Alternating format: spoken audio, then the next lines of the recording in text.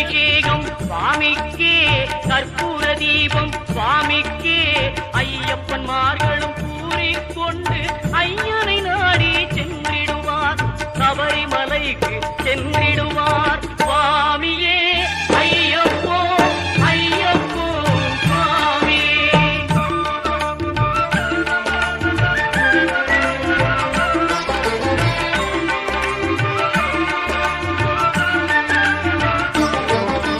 கார்த்திகை மாதம் மாலை அணிந்து நேர்த்தியாகவே விரதம் இருந்து